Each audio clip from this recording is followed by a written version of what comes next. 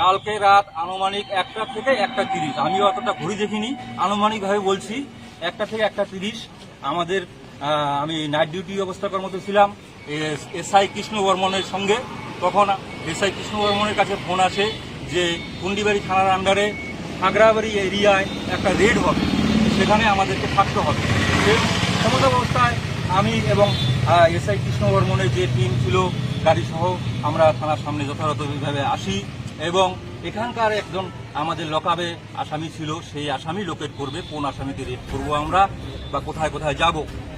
সমত অবস্থায় সেই আসামিকে মেজবাবু নির্দেশ দেয় যে তোমাদের গাড়িতে উঠানো হোক এই আসামিকে। সমত অবস্থায় আমি এবং আমার সহকর্মী একজন সিভিক ভাই নিরুপম দাস দুজন মিলে আমরা সেই আসামিকে আমাদের গাড়িতে উঠাই এবং সেখানে তখন কথা হয় যে এরকম ব্যাপার, এটা তো রেডটা হবে মেজবাবুর নির্দেশে, সুতরাং মেজবাবু পরিচালনা করবে যেহেতু, তাহলে আসামিটাকে মেজবাবুর গাড়িতে নেওয়া হোক।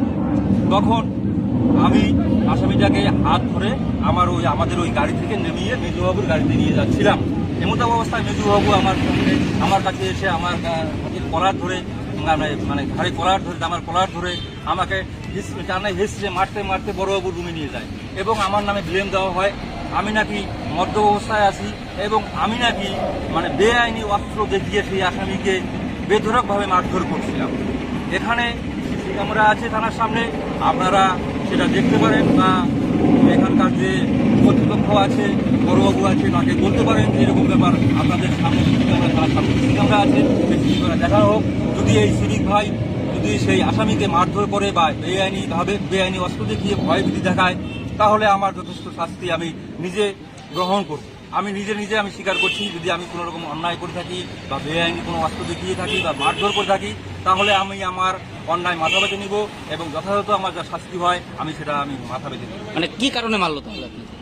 এটাই ব্লেম দিয়েছে যে আমি তাকে মানে সেই আসামিকে বেআইনি অস্ত্র, সেটা বন্দুকও হতে পারে বা অন্য কোনো অস্ত্রও হতে পারে, বেআইনি অস্ত্র দিয়ে মারধর করেছি আসামিকে এবং টেনে হিসেবে নামিয়েছি, এটা ব্লেম দিয়েছে মেজবাবু। এবং এএসআই শরীফুল হক সঙ্গে ছিল উনি, এই দুজন মিলে আমাকে বড়বাবু রুমে নিয়ে যায় বেধড়ক মারতে মারতে। সেখানে বড়বাবু যথাযথ শুনে বিষয়টি শোনার পরে উনি চুপচাপ ছিল, কিছু বলেনি, ভালো মন্দ কিচ্ছু বলেনি যেরকম ব্যাপার।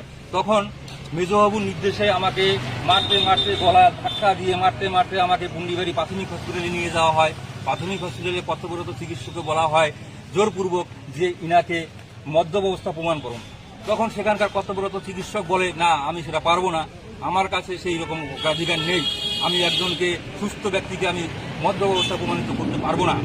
সমস্ত অবস্থায় আমাকে আবার গাড়িতে করে মারতে মারতে নিয়ে আসা হয় কুন্ডিবাড়ি থানার সামনে এবং থানার সামনে এনে ওনারা যথাযথ বড়বাবুর চেম্বারে চলে যায়, যে সেখানে বুদ্ধি পরামর্শ করে আমাকে নির্দেশ দেয় তুমি থানা থেকে চলে যাও।